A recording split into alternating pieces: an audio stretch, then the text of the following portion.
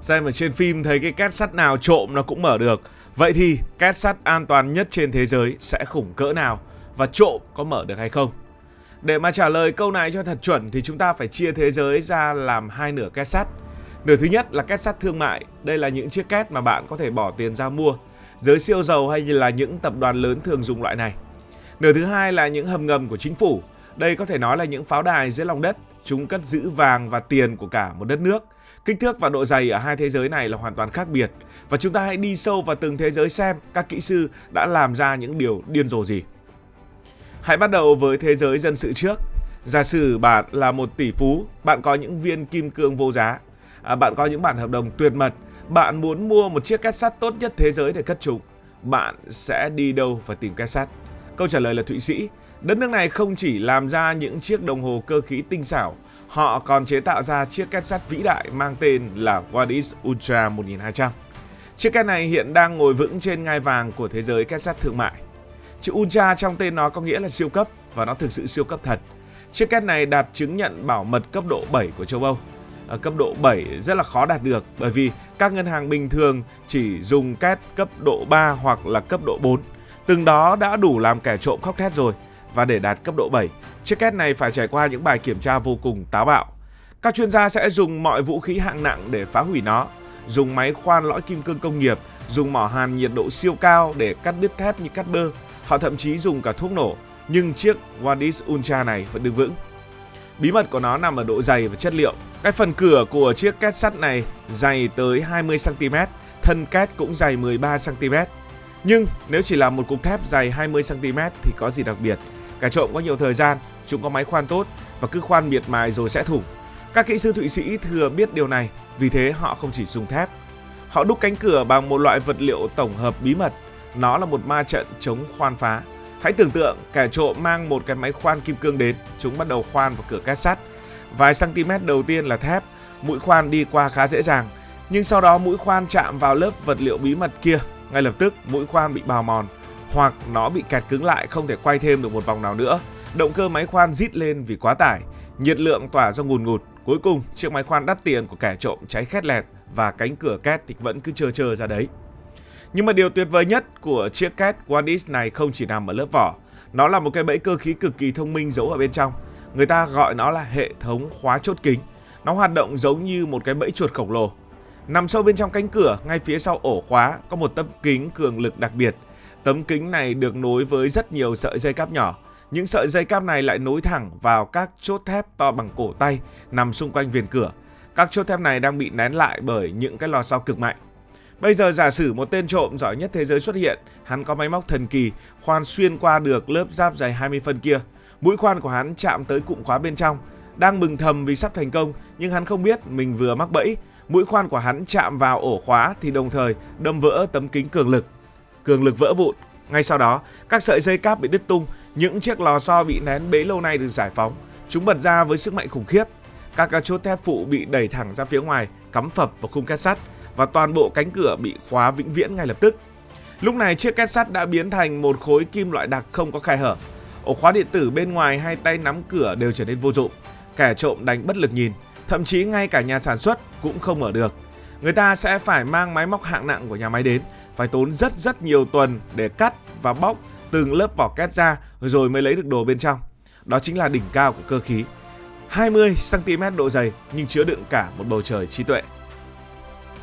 Bây giờ hãy tạm biệt những chiếc két sắt cá nhân, chúng ta bước sang thế giới của các siêu cường quốc. Nơi đây người ta không cất kim cương hay giấy tờ, người ta cất hàng nghìn tấn vàng. Vàng là xương sống của nền kinh tế và ai cũng muốn giữ vàng. Đứng đầu danh sách này đó là hầm vàng Fort Knox của nước Mỹ, nó nằm ở bang Kentucky. Chỗ này không phải là một tòa ngân hàng bình thường mà thực sự giống như một căn cứ. Bao quanh đó là hàng rào điện chết người, lính gác trang bị vũ khí tận răng đi tuần suốt ngày đêm. Phía ngoài có bãi mìn, trên trời có hệ thống phòng không. Nhưng trái tim của khu vực này, nơi cất giữ lượng vàng khổng lồ, nằm sâu tít bên trong một hầm ngầm. Để đi vào hầm vàng thì phải bước qua một cánh cửa, nhưng gọi là cánh cửa thì hơi coi thường. Nó giống như một bức tường thép biết chuyển động thì đúng hơn. Cánh cửa này dày 53,3cm, hơn nửa mét chiều dày là thép siêu cứng và các hợp kim chống đạn, và nó nặng hơn 20 tấn. Với sức nặng 20 tấn, con người không thể dùng tay mà kéo mở được, nó phải dựa vào một hệ thống bánh răng cơ khí khổng lồ bên trong. Khi mở cửa, các bánh răng này quay chậm chậm, đẩy cánh cửa nhích ra từng chút một. Lớp giáp dày nửa mét này có thể chịu được sức nổ của những quả bom lớn nhất. Đạn pháo bắn vào cũng chỉ xước sắt bên ngoài. Các loại máy khoan nhiệt hay mỏ hàn công nghiệp mạnh nhất cũng phải chào thua trước độ dày khủng khiếp này. Nhưng cánh cửa vững chắc chưa là gì so với những bức tường xung quanh nó. Tường của hầm mồng Fornox dày 61 cm và để làm ra bức tường này, người ta không đổ bê tông bình thường. Bê tông ở đây là loại siêu cứng cường độ cao. Cấu trúc bên trong bức tường là một mạng lưới chằng chịt, các thanh rầm thép loại chữ Y. Loại thép chữ Y này thường được dùng để xây các tòa nhà chọc trời. Cứ thế thép và bê tông đan xen vào nhau tạo thành một chiếc hộp khổng lồ và kín bưng. Chiếc hộp này không những chống đạn bom mà còn chịu được cả những trận động đất siêu mạnh. Đó là về mặt vật lý, còn về mặt vận hành thì hầm vàng này cũng có những quy tắc nghiêm ngặt. Không một người nào trên đời này biết toàn bộ mật mã để mở hầm, kể cả Tổng thống Mỹ cũng không biết. Mật mã được chia nhỏ ra nhiều thành phần, mỗi nhân viên cấp cao giữ một phần.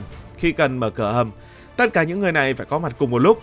Họ phải nhập phần mật mã của mình theo một thứ tự cực kỳ chuẩn xác và chỉ khi làm đúng từng bước, hệ thống cơ khí khổng lồ mới bắt đầu rung chuyển động.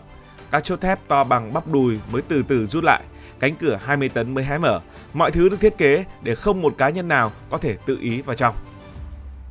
Rời xa vùng núi non Kentucky, chúng ta đến với thành phố New York nhộn nhịp, cụ thể hơn là khu phố Wall nổi tiếng.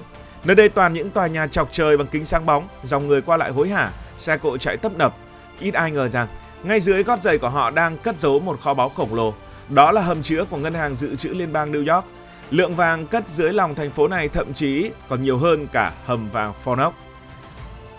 Hầm ngầm này nằm ở sâu 24 mét dưới lòng đất, nó nằm tựa hẳn trên nền đá vững chắc của đảo Manhattan. Phải tựa lên đá tảng thì mới chịu nổi sức nặng của hàng ngàn tấn vàng. Nhưng điều làm nên sự kiêu diệu của hầm vàng New York không nằm ở những khối vàng, nó nằm ở cách người ta thiết kế lối vào hầm. Ở sâu như vậy, xung quanh toàn là nước ngầm và đá, người ta không thể dùng một cánh cửa mở ra đóng vào bình thường, không gian quá hẹp. Vì vậy các kỹ sư đã nghĩ ra một giải pháp thiên tài. Nó vượt qua mọi quy chuẩn về cửa két sắt mà bạn từng biết. Lối đi duy nhất để vào hầm là một hành lang rất hẹp, và để khóa hành lang này lại, họ dùng một khối thép khổng lồ hình trụ. Khối này cao 2,7 mét, đặc ruột, nặng 90 tấn. 90 tấn, nó nặng bằng một cái đầu máy xe lửa. Khối thép khổng lồ này được đặt thẳng đứng bên trong một bộ khung bằng thép và bê tông nặng 140 tấn khác. Ở đây khái niệm về độ dày bằng cm đã không còn ý nghĩa gì nữa. Đây là một khối hình học khổng lồ chắn ngang đường, hoạt động giống hệt một cái nút bần đóng chặt miệng chai rượu. Cách cỗ máy 90 tấn này hoạt động thực sự là một vũ điệu của cơ khí hạng nặng. Ở giữa khối trụ thép có khoét một cái rãnh. Khi hầm mở, cái rãnh này nằm thẳng hàng với lối đi. Người ta có thể đi xuyên qua khối thép. Khi đến giờ đóng hầm, mọi người đi ra ngoài hết, một người vặn công tắc. Các động cơ điện siêu khỏe bắt đầu chạy. Chúng từ từ xoay toàn bộ khối trụ thép 90 tấn này, quay đi một góc 90 độ. Xoay xong, phần thép đặc sẽ quay ngang, chắn kín hoàn toàn lối đi. Nhưng các kỹ sư vẫn chưa yên tâm, chắc chắn thôi là chưa đủ. Khối thép và bộ khung vẫn có những khe hở rất nhỏ. Lỡ nước ngập thì sao? Lỡ có kẻ bơm khí độc vào thì sao? Thế là họ nghĩ thêm một bước nữa. Sau khi khối trụ đã xoay 90 độ xong, một hệ thống bơm thủy lực sẽ làm việc. Nó từ từ hạ toàn bộ khối thép 90 tấn tụt xuống dưới khoảng vài phân. Sức nặng khủng khiếp của khối thép ép chặt xuống dưới và nó nghiến lên những vòng gioăng cao su khổng lồ. Cú ép này tạo ra một lực khóa hoàn hảo. Lúc này căn hầm bịt kín 100%, nước không thể lọt vào, không khí không thể lọt vào. Giả sử cả thành phố New York có bị lũ lụt nhấn chìm thì bên trong hầm vàng vẫn khô ráo hoàn toàn. Khi cửa đã đóng và hạ xuống, hệ thống đồng hồ hẹn giờ sẽ được kích hoạt. Lúc này khối thép 90 tấn nằm im lìm, bất kể ai đến, kể cả có mang theo cần cẩu hay máy xúc cũng không thể nhúc nhích được nó. Không có một lực lượng nào can thiệp được cho đến khi chiếc đồng hồ đếm ngược kia chạy về số 0. Đọc đến đây, bạn hẳn đã thấy rõ hai thái cực của sự an toàn. Chúng ta không thể so sánh két cá nhân với hầm quốc gia được. Ở nhà máy hay văn phòng, không gian chật hẹp, chúng ta chỉ có thể làm cửa két dày khoảng 20 cm. Nhưng 20 cm đó lại chứa đựng những bẫy ngầm thông minh, những loại vật liệu khắc tinh của máy khoan. Đó là đỉnh cao của sự tinh gọn. Còn khi bảo vệ tài sản quốc gia, người ta có cả một vùng đất rộng lớn, người ta có tiền của chính phủ. Lúc đó, độ dày vọt lên nửa mét rồi 1,5 mét, khối lượng tính bằng hàng chục, hàng trăm tấn thép. Đó là đỉnh cao của sự kiên cố. Cảm ơn vì đã quan tâm theo dõi câu chuyện này. Nếu cảm thấy thú vị, bạn có thể nhấn nút đăng ký kênh, bật chuông thông báo và chia sẻ.